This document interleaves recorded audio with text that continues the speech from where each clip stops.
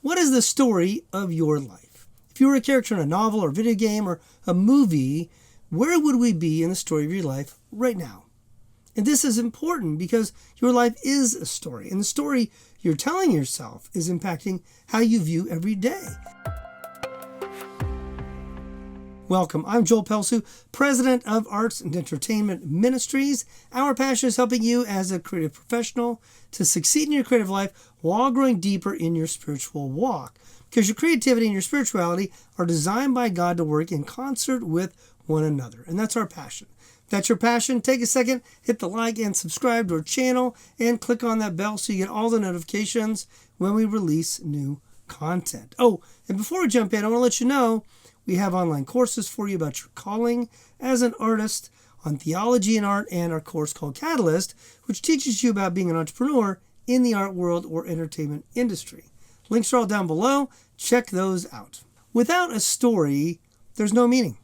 There's no hope. There's no reason for life. Without a beginning, middle, and end, your life is just a series of accidents or a series of choices with no consequences. It's like a bad business plan. Lots of data, but no real point. Who wants that? This is why storytellers are essential in every society. Matter of fact, you're seeing it today. So many companies are hiring VP of narrative and head of story for major brands. They're realizing the story is the key. And in fact, storytellers are essential in every industry, every company, every culture, for all of history, from small cities to entire countries. It starts with ancient cavemen and women painting stories of hunting and gathering and all they're doing, to ancient Egypt and Persia and China and every empire in history. Because the story we embrace determines so much of our future. And we love a good origin story or an epic saga. Why? Because we all long for a goal worth pursuing, challenges that test our calling, obstacles that beckon us to rise to the occasion, setbacks and failures that make us question almost everything, our calling, our talent, our abilities, our worth, why are we here? And then the climax where we push through, we get to the finish line, and we can see it was all worth it. Now we can look back at the story and see all along this was worth it. The journey was worth it.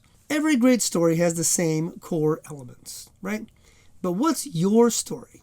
And remember this, the hero and the villain always start in the same place. These grand characters both suffer real trauma.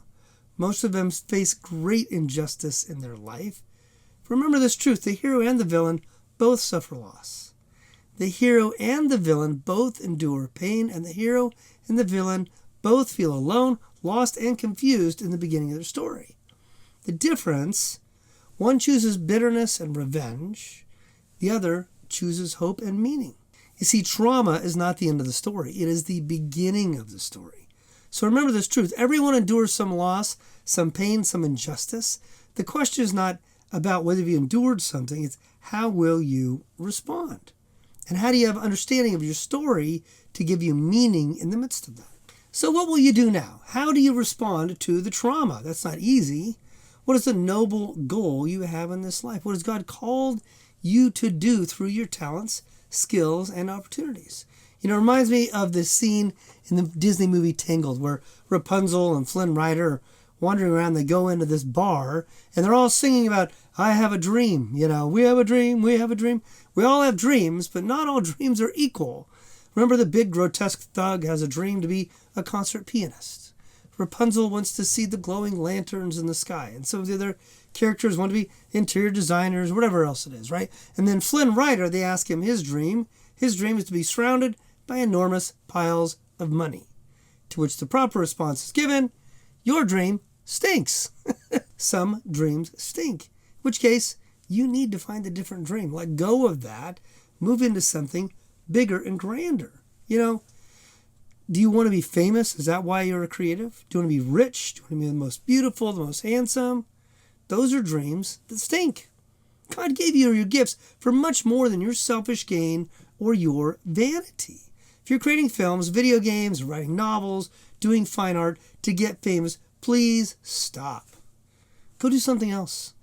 You don't love the craft. You just want to use art to get what you want. That isn't respect for the craft. That isn't humble stewardship of the gift God has given you. It is an abuse of art and a selfishness run amok.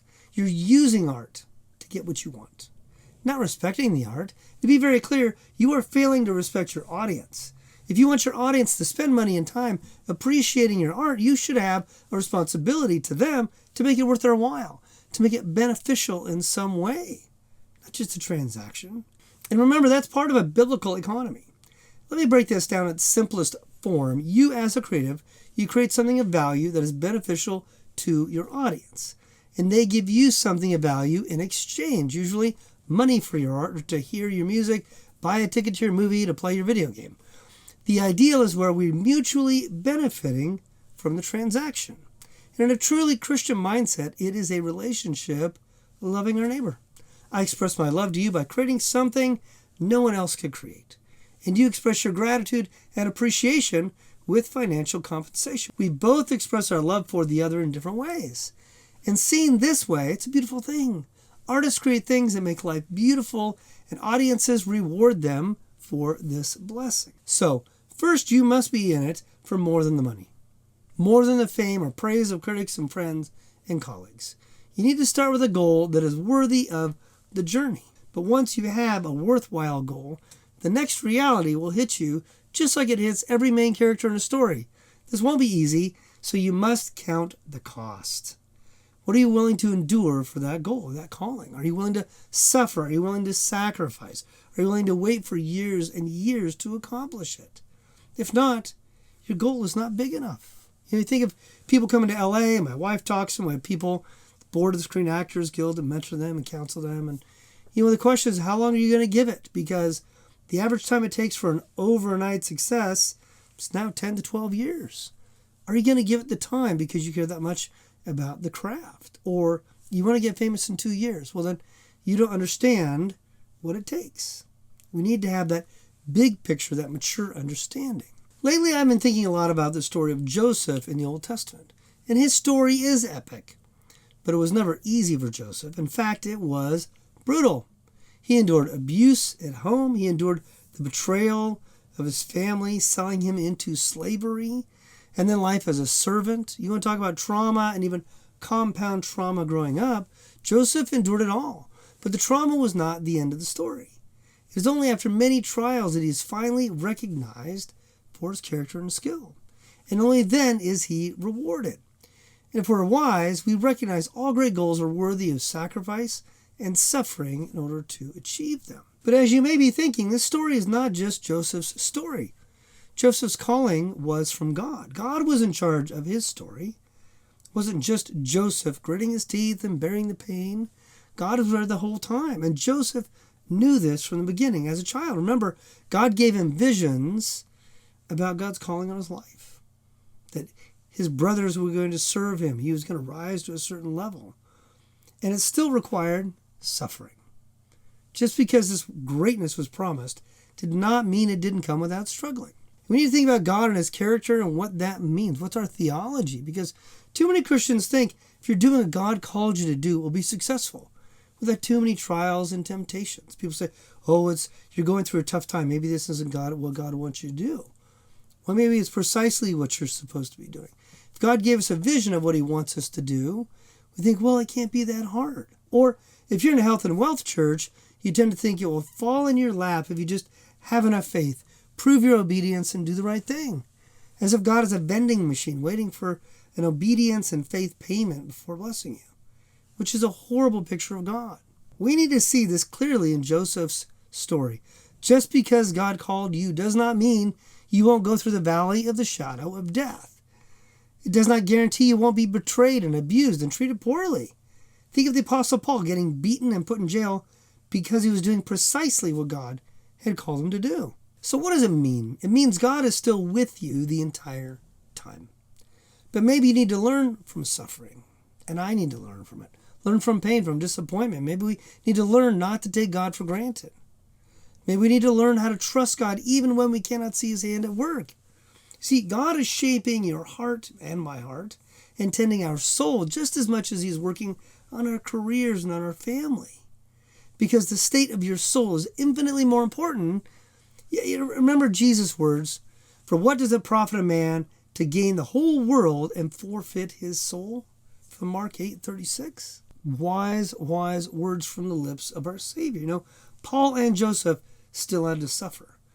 To remain faithful when tempted, to grow in humility and confidence in God's eternal plan all along. And there are times of doubt, to be honest. You're not going to be perfect. We're not perfect. You doubt and you struggle, but this is what our desire is for. Our longing is to be this way, to trust God, whether it's going great or whether we're struggling or facing temptation or we're on the mountaintop, that we keep trusting in God's calling, His plan for our life. Particularly in this age, we're tempted because of convenience. Products delivered to our door at any time, endless entertainment at our fingertips, and countless videos on YouTube helping you solve problems for whatever it is, fix what's broken, and even giving you advice on relationships. And so it's easy to start thinking all of life should be easy, comfortable, smooth sailing. Answers come quickly. If it isn't, we think there's a problem with us or with our vision or our dream or our calling. But life was not meant to be easy. It's like building muscles. If everything's easy, your muscles just atrophy. Life was meant to be challenging, fulfilling, and worth celebrating. The problem is that we forgot our story and the story of eternity. We need a much bigger vision of what's going on.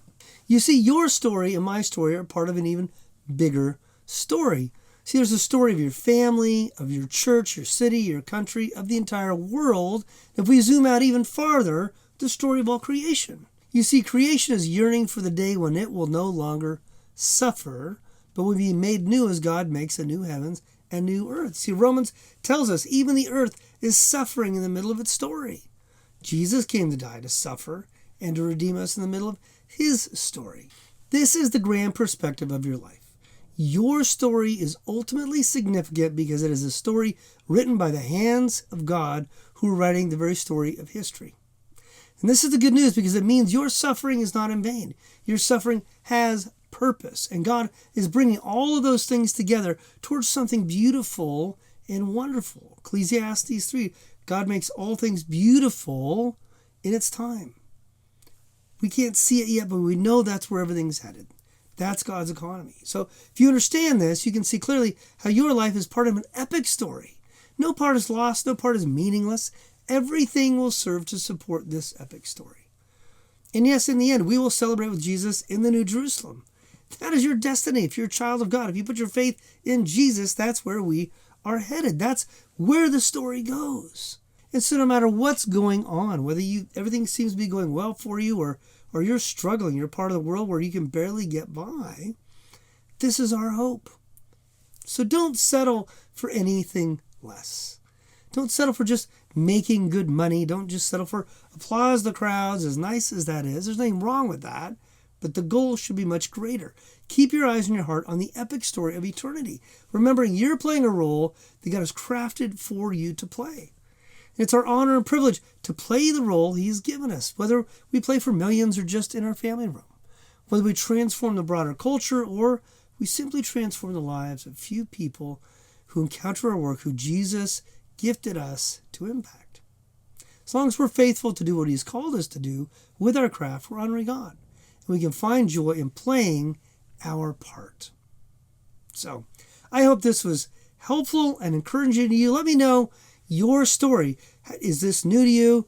Where do you see yourself in the story? Are you getting discouraged or doing great? And are you connecting your story to the broader story of creation and of all eternity? Creation, fall, redemption, restoration.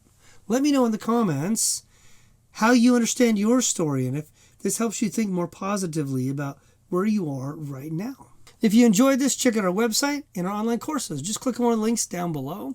And please take a second to hit the like and subscribe buttons. And as always, I pray that God blesses you and equips you to be salt and light in a world that desperately needs it.